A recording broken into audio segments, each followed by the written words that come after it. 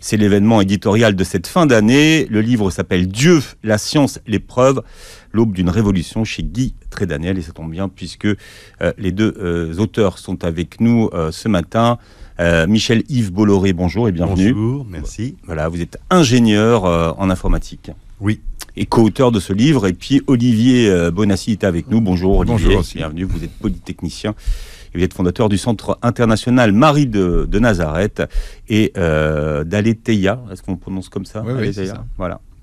Premier site de la communauté catholique au monde. À quel genre votre livre appartient-il? Alors ce livre, il appartient clairement à un seul genre qui est la science et la raison. C'est quoi? C'est un livre d'enquête? Oui, c'est une enquête, c'est exactement ça. C'est une enquête sur une question que tout le monde se pose, une question sur laquelle les Français sont partagés. C'est-à-dire aujourd'hui, on voit qu'il y a un sondage qui est sorti il n'y a pas longtemps, 51% des Français ne croient plus en Dieu. C'est incroyable. Et donc, ce livre a pour but de leur donner tous les éléments à jour disponibles pour leur permettre de se faire une opinion éclairée à partir essentiellement des découvertes scientifiques des 100 dernières années qui changent complètement la donne. Vous vous placez d'un point de vue déiste en écrivant ce livre? Oui, c'est-à-dire que de ce point de vue-là, effectivement, nous ne parlons ni de foi ni de religion. Nous ne cherchons pas à essayer de savoir quelle est la pensée de Dieu, qu'est-ce qu'il veut, qu'est-ce qu'il dit. Nous essayons uniquement de discuter de son existence. Et aujourd'hui, il se trouve qu'il y a une révolution scientifique, comme le disait Olivier, qui fait que la croyance en un univers uniquement matériel, sans Dieu créateur, scientifiquement, est en train de devenir quasiment intenable. Alors, si on veut résumer les choses, Oui.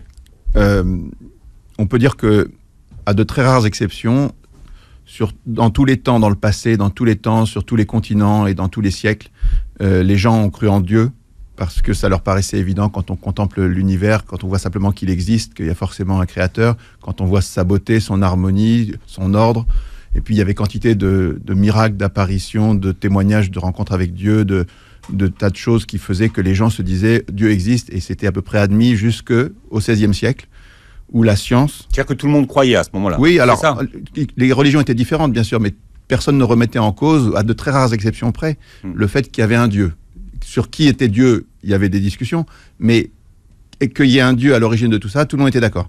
Sauf qu'à un moment, la science est arrivée, à partir de Copernic jusqu'à Freud, en passant par Darwin, Galilée, Laplace, tout ça, et à chaque fois que la science avançait, on avait l'impression que la religion était sur la défensive, que l'idée de Dieu n'était pas nécessaire, était même une hypothèse dont on n'avait pas besoin. Et ce courant scientiste a produit un matérialisme nouveau, qu'on n'avait jamais vu sur la surface de la Terre avant, en Occident essentiellement, à travers la science. Et donc, le matérialisme est devenu très fort à cause de ça, parce que la science avait un prestige très important. Mais tout a changé au début du XXe siècle, parce que toute une série de découvertes vont complètement dans l'autre sens, et c'est ça qu'on publie dans ce livre, qu'on raconte dans ce livre. D'ailleurs, dans ce mouvement-là matérialiste, on voit qu'il y a eu des gens qui ont été considérés comme c'était les conspirationnistes de l'époque. Il y avait Pulkovo, il y avait Perepelkin, il y avait... ça a été très très dur pour eux.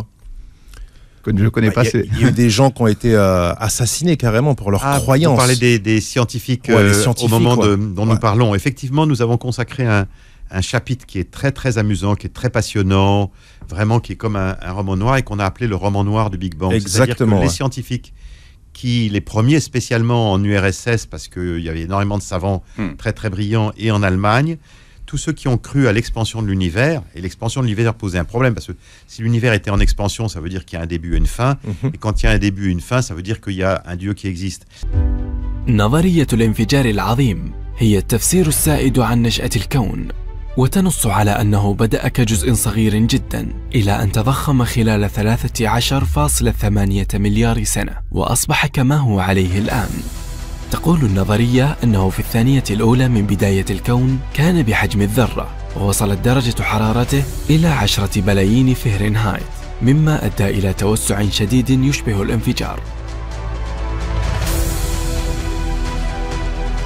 Eh bien, ces savants-là, ils ont été, alors qu'ils ne font que de la science et qu'ils étaient tout à fait gentils, innocents et qui ne faisaient pas de politique, ces gens-là, on les a fusillés, on les a déportés, on les a envoyés dans des camps de concentration pour s'en débarrasser parce qu'ils étaient extrêmement gênants pour les régimes matérialistes qui étaient à l'époque. le régime de l'Union soviétique, bien sûr, et puis aussi le régime de le national-socialisme en Allemagne. Puis Hitler, après aussi, il y a eu tout un pan que vous décrivez très bien. Tout à fait. Il y avait une cosmologie même, il y avait une cosmologie du régime national-socialiste nazi. Ils avaient une cosmologie très très spéciale qui était lancée par des savants fous, Horlbiger, etc., et qui pensaient que l'univers était glacial, qu'une partie du froid était tombée sur la Terre, et que ce froid glacial tombé sur la Terre avait été à l'origine de la création d'une race spéciale qui était la race aryenne des Allemands du Nord. Et Hitler avait trouvé cette cosmologie tout à fait extraordinaire. Bien sûr, dans cette cosmologie, l'univers était bien sûr éternel, parce que dans toutes les cosmologies des athées, l'univers est éternel. Alors, voilà. C'est une des découvertes de votre livre, et une des preuves que Dieu existe, justement, c'est que l'univers ne soit pas éternel.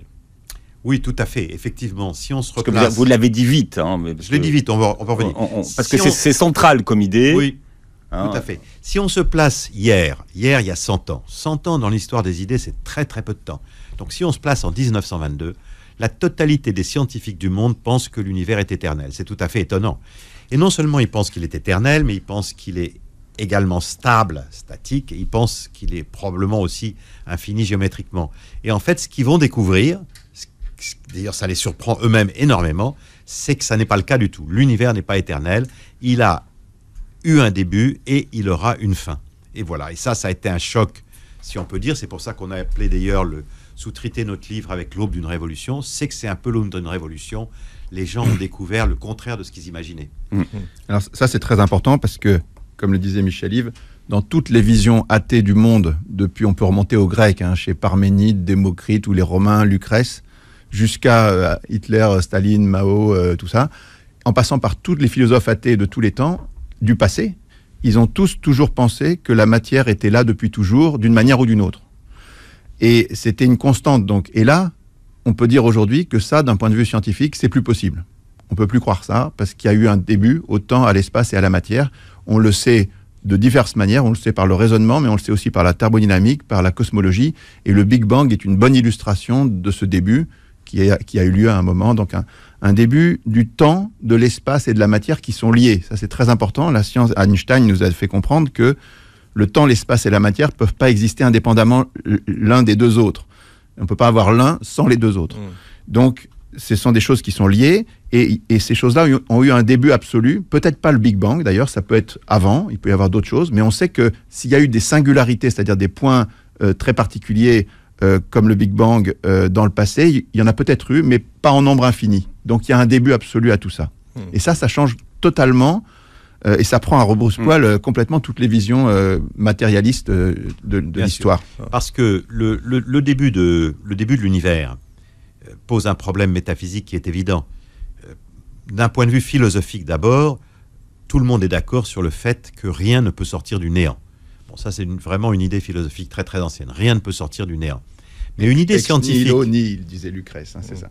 Ex nihilo nihil. Ouais. Voilà. Mais il y a une raison scientifique aussi qui est bien connue, qui vient s'additionner à la première, c'est que il y a un principe de conservation de l'énergie et de la matière. C'est-à-dire que rien ne se perd, rien ne se crée.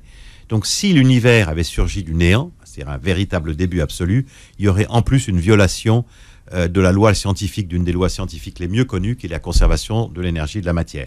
Donc le problème du début de l'univers est un caillou majeur dans la chaussure matérialiste. Moi j'ai beaucoup aimé le livre. Après il y a...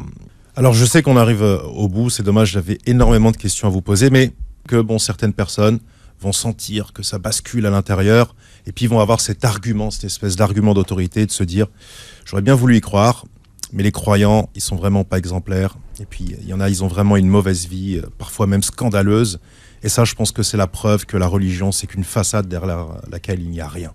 Qu'est-ce qu'on peut leur répondre à ces gens-là ? Oui, écoutez, nous, ça n'est pas l'objet de notre travail, c'est pas l'objet de notre livre, parce que c'est pas inintéressant comme question, bien sûr, mais c'est autre chose. Nous, on a un seul objet. Le livre n'a qu'un seul objet, c'est d'essayer de montrer aux gens qui s'intéressent à cette question qu'aujourd'hui, on peut considérer que le matérialisme est une croyance, que c'est devenu une croyance irrationnelle, et que ce qui est rationnel aujourd'hui, ce qui est le bon sens et la normale, c'est de croire qu'il y a un Dieu créateur. Voilà l'objet. C'est déjà beaucoup, et nous nous arrêtons là. Après... Voilà. Alors, cette question dont on parle de l'existence de Dieu, c'est une question fondamentale au sens premier du terme. C'est-à-dire qu'elle est fondamentale, mais elle est aussi passionnelle, souvent, et nous on demande de la regarder d'un angle rationnel, et vous êtes en général bourré d'a priori sur ces questions-là. Donc, il faudrait qu'on invite les gens à oublier les a priori, à ouvrir le livre et à se confronter aux faits. Et une dernière chose, c'est que cette question, elle paraît aux gens indéterminée, parce qu'il y a beaucoup de gens intelligents qui croient, beaucoup de gens intelligents qui croient. Et ben, Newton disait au Moyen-Âge qu'il avait pu aller plus loin parce qu'il était juché sur les épaules de géants. Et ben nous, on est juché sur les épaules de ces géants qui ont fait 100 ans de découvertes. Dieu, la science, l'épreuve, l'aube d'une révolution.